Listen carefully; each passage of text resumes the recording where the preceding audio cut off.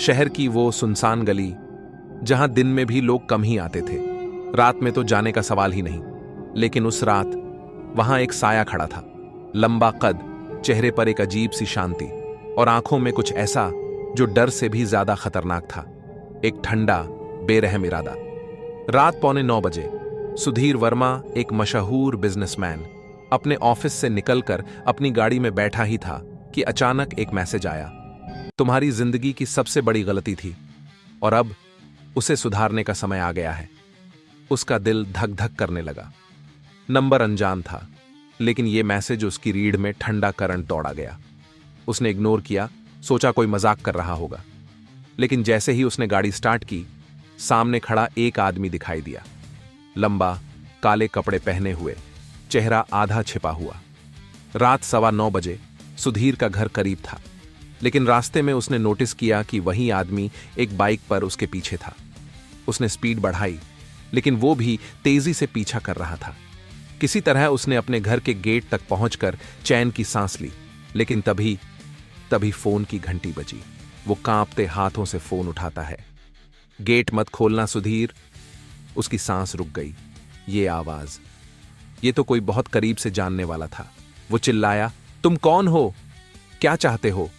Phone के दूसरी तरफ सिर्फ एक हल्की हंसी गूंजी। और फिर खेल शुरू हो चुका है।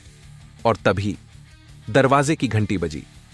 सुधीर के माथे पर पसीना छलक आया। फोन अभी भी उसके हाथ में था और उधर से आवाज अब बंद हो चुकी थी, लेकिन उस ठंडी हंसी की गूंज अभी भी उसके कानों में गूंज रही थी। खेल शुरू हो चुका है। और फिर दरवाजे की घंटी दोबारा बजी। सुधीर ने धीरे से पर्दे की ओट से झांक कर देखा।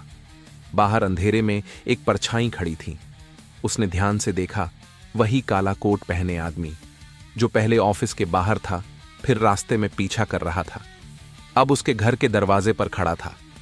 सुधीर वर्मा कोई मामूली आदमी नहीं था। शहर में उसकी अच्छी पहचान थी।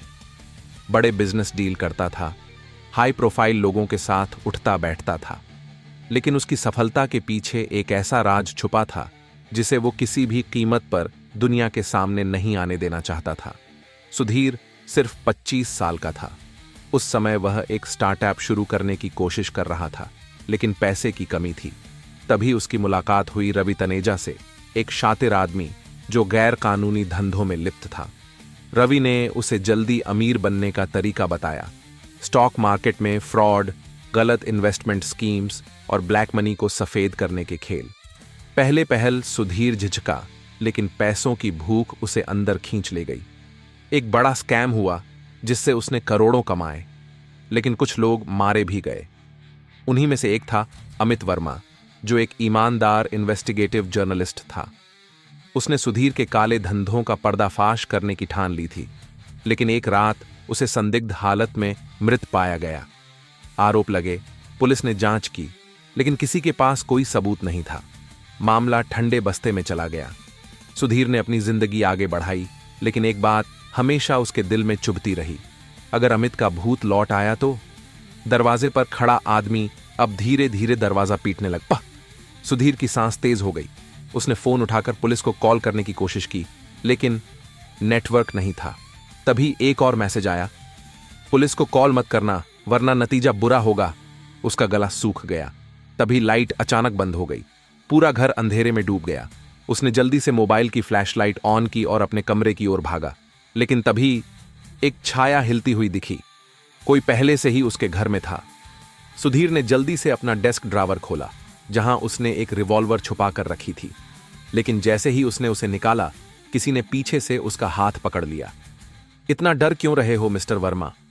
सुधीर झटके से पलटा। एक अनजान आदमी उसके पीछे खड़ा था, लंबा, दुबला पतला, लेकिन उसकी आंखों में एक अजीब सी चमक थी। तुम कौन हो? सुधीर ने कांपती आवाज में पूछा। तुम्हारा भूत? वो आदमी मुस्कुराया। या कहो तुम्हारे गुनाहों का साया। सुधीर ने बंदूक उठाने की कोशिश की, लेकिन आदमी और करीब आ गया। छोड़ दो सुधीर, वो आदमी फुसफुसाया, ये बंदूक तुम्हें नहीं बचाएगी। इसी बीच बाहर किसी ने जोर से दरवाजा खटखटाया। सुधीर वर्मा, पुलिस खोलिए। सुधीर की जान में जान आई, लेकिन वो आदमी मुस्कुराया। क्या लगता है तुम्हें पुलिस तुम्हें बचाने आई है? सुधीर हक्का बक्का रह गया। दरवाजा खोलो सुधीर, पुलिस फिर से चिल्लाई, लेकिन इस बार आवाज कुछ अलग थी। उसमें एक जानी पहचानी टोन थी। तभी वो रहस्यमयी आदमी धीरे से मुस्कुराया और बोला, खेल अब असली मोड़ लेने वाला है सुधीर, अब फैसला तुम्हारे हाथ में नहीं है। दरवाजे के बाहर पुलिस दस्तक दे रही थी। अंदर सुधीर का दिल जोरों से धड़क रहा था। कमरे में वो रहस्यमयी आदमी अब भी खड़ा था, लंबा काला कोट पहने। उसकी आंखों में एक अजीब सी ठंडक थी। तुम कौन हो? सुधीर की आवाज कांप रही थी। वो आदमी मुस्कुराया, तुम्हारा अतीत, और मैं तुम्हें तुम्हारे किए गुनाहों का हिसाब देने आया हूं। सुधीर के हाथ से रिवॉल्वर गिर पड़ी। बाहर पुलिस लगातार दरवाजा पीट रही थी।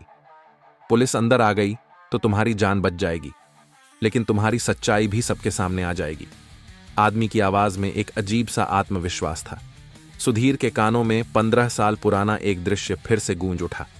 अमित वर्मा की लाश, खून से सनी फाइलें, और वो रात जब सुधीर ने अपने फायदे के लिए गवाही देने से इनकार कर दिया था। सुधीर ने एक झटके से सिर हिलाया।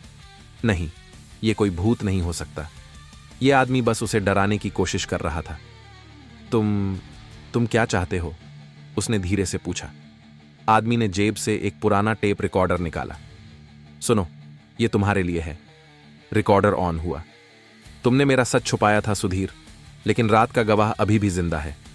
आवाज अमित वर्मा की थी। सुधीर को ऐसा लगा जैसे जमीन उसके पैरों के नीचे से खिसक गई हो। लेकिन यह कैसे हो सकता है? अमित तो मर चुका था।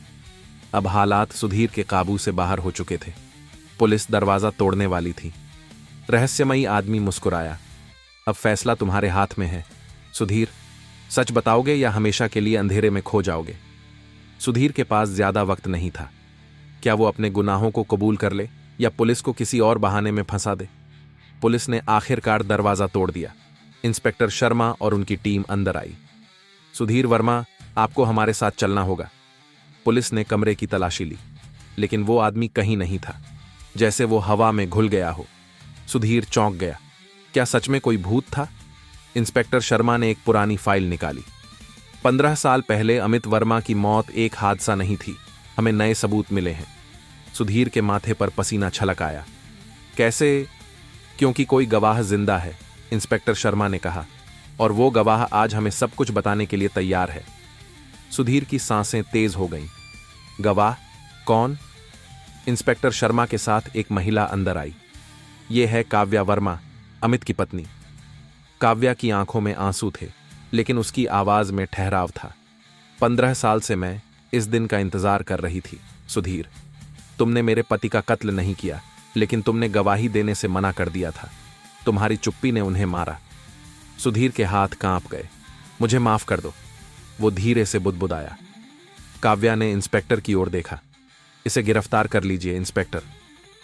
पुलिस ने सुधीर को हथकड़ियां पहना दी। बाहर मीडिया की भीड़ जमा हो चुकी थी। जाते जाते उसने एक बार मुड़कर देखा।